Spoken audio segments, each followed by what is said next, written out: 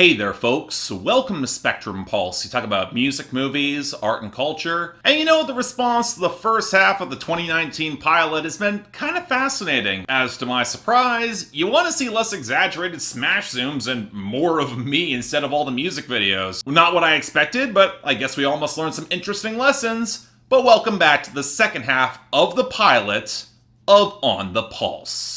Got 8 albums on the docket, all from 2019 this week. Let's start things off with, from the Raven Age, Conspiracy.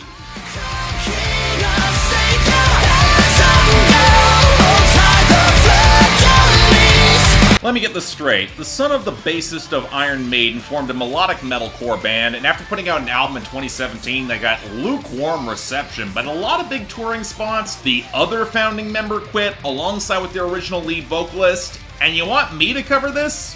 Really? Melodic metalcore isn't my genre, and they still put out the sort of rote metalcore where a bunch of downtuning is the sole real concession to modernity. Seriously, this might have been interesting if you're looking for crossover mainstream rock radio play in the mid-2000s, trying to fuse in Daughtry with metalcore and some lyrics script from metal's sillier and melodramatic side with some utterly bog-standard production. How very early Coheed and Cambria of them, come to think of it. But you know what, outside of a few legit guitar solos where it becomes flagrantly obvious where the most attention is going, this kind of went in one ear and out the other. No joke, I had to rewrite this review after losing it due to my own general idiocy, and I couldn't remember a single damn hook or melody on this entire project. And to be charitable, going back, I can see how some of the brighter tones, they aren't bad, and in its final third you can tell the band's at least trying to take a few more chances, even get a little political. Although if you're looking for songs about the Iliad, Blind Guardian still has nothing to worry about thanks to And Then There Was Silence. And you know what, I can respect this, but if I don't even really like this genre, and I can tell you it's pretty underwhelming by that standard, at least for me, how about we leave some of the nepotism out of On the Pulse going forward? Shall we? This is a 5 out of 10, let's move on. Next up, from Glass Beach, the first Glass Beach album. Bad night, my conscience left me petrified. So here was my impression putting on Glass Beach for the first time.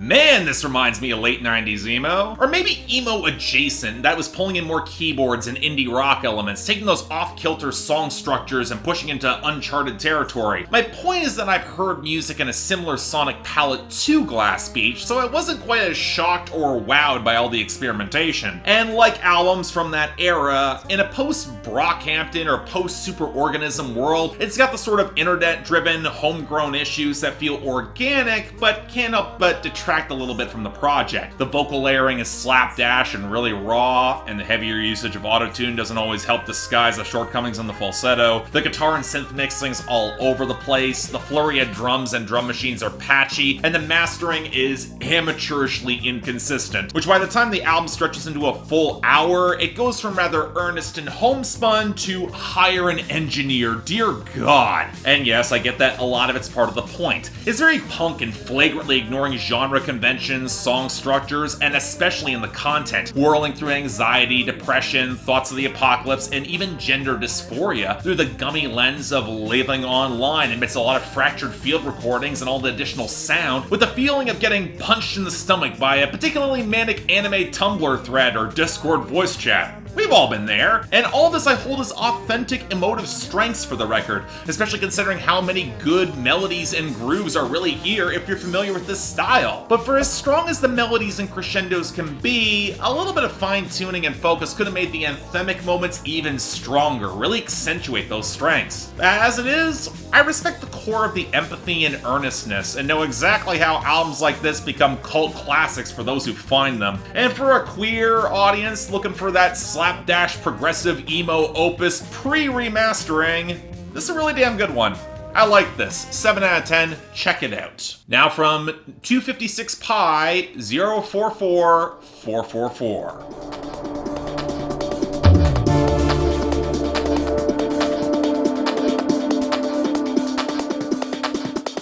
So now I'm in the fun and not at all delicate situation of covering a project that wasn't just created by a patron, but also by a critical peer with whom I've actually worked in the past year. Yes, electronic music critic The Wonky Angle has also been making music under the alias 256 Pi for even longer than he's been on this wretched platform, and thus I did my due diligence and listened to all of his albums. And while I've got some of my running issues, the percussion blending can be kind of iffy, and they nearly all run way too long, overall I liked a lot of what I heard in terms of textured groove and near-organic electronic atmosphere, especially on Marble Jar and If Tomorrow Was a Ball, Can I Bounce It on the Driveway? The latter of which might just be the best album title I've heard in months. Now we've got his first album with a tighter focus and the vocals that he provided himself, and I believe him when he admits there was some discomfort with the vocals, as both the production there and the fidgety lyrics, they seem pretty dated to mid to late 90s house and the robotic rap cadence and the oddly anonymous angst and anti-authoritarianism. There's some irony in that. Unfortunately, that also comes at the expense of the more layered and textured grooves that used to be his hallmark.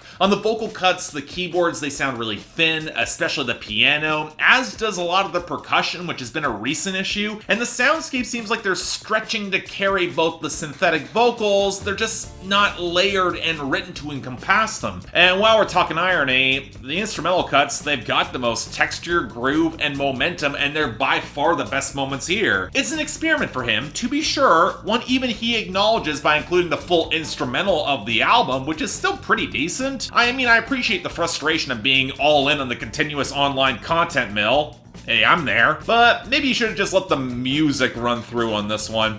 Might have just told his message a little better. As it is, though, this is decent. 6 out of 10. Check it out. Next up, from Tropical Fuckstorm, Braindrops.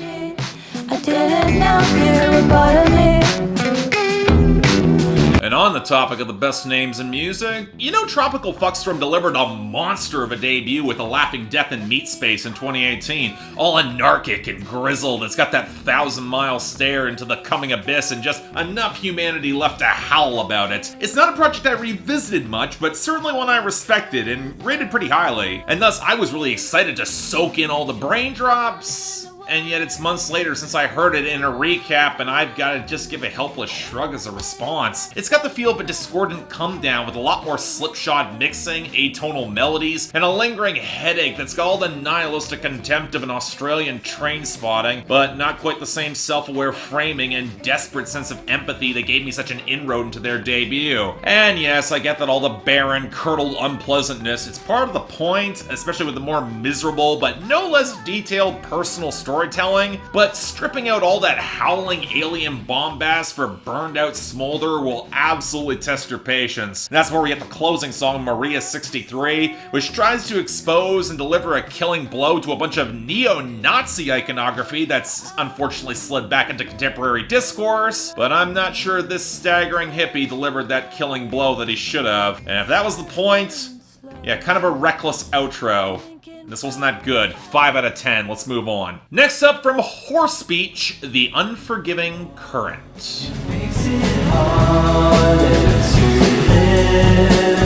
So here we've got a leftover from when I went through Bandcamp in the middle of last summer because I wanted something relaxed and kind of groovy in order to set the vibe. And that was a vibe that Horsebeach could absolutely set, especially on their more organic and pretty damn great debut album. Shame the two projects since then slid towards increasingly atonal goop with too many drum machines across various states of 80s synthwave psychedelia blurred into shoegaze, but maybe The Unforgiving Current would yank this tributary back in the line. And thankfully it does. It's amazing how the subtle shift back to live drums and more developed bass lines will actually get there, but this is comfortably Horsebeach's most organic and even funky project since their debut album, even if you can tell that more than a few glances are being thrown at The Cure and the Cocteau Twins. But hey, Ryan Kennedy's an expressive vocalist, and music like this is all about sinking into the vibe, which unfortunately winds up being more interesting when it focuses on a depressed disconnect from time in the modern world than a lot of drippy and weirdly manipulative love songs, about half of which I could argue are directed at that poor abused effects pedal board and the goopy synths they'll slip onto the album's midsection. I'll say the Current, it's moving back in the right direction here, but in the spirit of being unforgiving, it's derivative, short on great hooks, and oddly listless for as many grooves as it tries to cultivate. In other words, good, not great. 6 out of 10, check it out if you want the vibe. Next up, from Muna, Saves the World. I won't even think about it. Not gonna lie, this was a very late addition to this episode because certain bands couldn't bother to put their lyrics up on properly online. Flower Kings! And I figured that early January might not be a bad time for those queer sad girl bops. And I actually was really surprised by how much the glossy melody cut through on their debut album. A little lacking in broader color, but the fundamentals were incredibly strong. It was actually a pretty damn good little project. And this follow-up, well, the tonal selection is broader against the increasingly sharp, wiry grooves, but it's hard to avoid the feeling that it was done at the expense of brighter melodies and an increased level of auto-tune detachment, which, of course, is part of the point. Yeah, I might prefer the guitar and the keyboard to have a little bit more splashy melody amidst the increasingly dense grooves and percussion. This album's got a texture over tone issue that's way too common when the percussion becomes the primary focus, and that does hurt these songs from sticking as deeply as I would like. But you know what? Katie Gavin is an incredibly expressive singer, both with and without autotune, and she can make all the bad decisions made for the wrong reasons. They have a surprising amount of pathos here, especially as she seems to be trying to reverse engineer her own misplaced passions and longing. And one of the fascinating bits of subtext is how she doesn't really believe the art will actually let her do all that, but paradoxically it does. Or at least allows her the voice to lay it all out in front of her and find a little bit of clarity by the very end. And you know what, while I'm not quite sure Muna found greatness or even saved the world, you know what, I'll call this a cheap cliche, but at least for now, save themselves. Good project, 7 out of 10. Check it out. Next up, from Wilderun, The Veil of Imagination.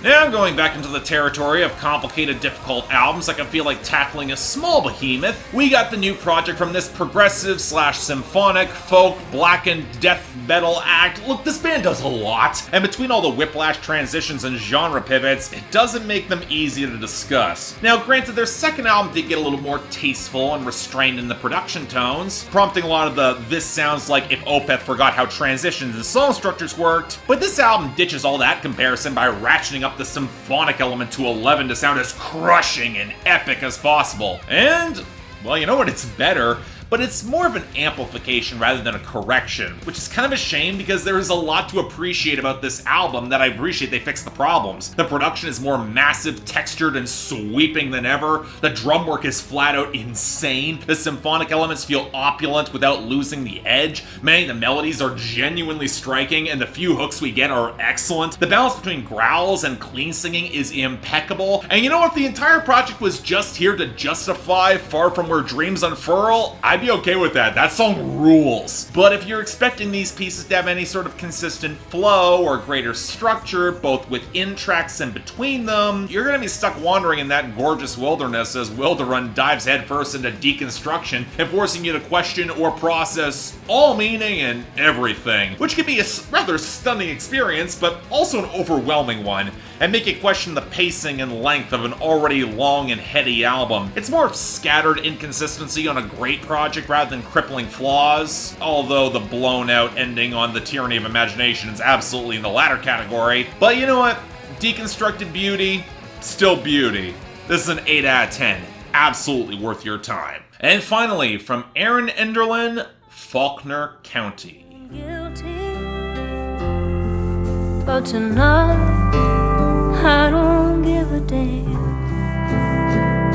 Hey, you know that songwriter I referenced in my top 50 songs of 2019 for co-writing Reba McEntire's The Bar's Getting Lower? Did she know she also put out an album in 2019 where she's got the vocal timbre somewhere between Reba and Brandy Clark and was co-produced by Jamie Johnson that's drenched in the sort of heavy neo-traditional textures that should make any die-hard country fan swoon? Like here? Well, yeah, that's what she did, and we got a great album as a result. Although, like with that song on Reba's album, this project is chock full of so many ways for the alcohol-doused stories just to rip your heart out, for the cuts where she tries to lighten the mood feel jarringly out of place. But yeah, if you want to hear about a lot of messy songs about realistically broken people using and abusing each other and themselves, Faulkner County will certainly deliver with the sort of cutting detail and pitch-black turns that characterize Enderlin's best work, all against heavy but supple grooves, liquid pedal steel, a lot of fiddle, and unfortunately some guitar pickups and vocals that are a shade bit too close to the front of the mix. And yet, while there are a few other things I can nitpick, runs a little long, definitely loses steam by the second half until that warm, saturated closing song. But if you're looking for a comforting sort of devastation to go with all your bourbon, this is definitely the album for you.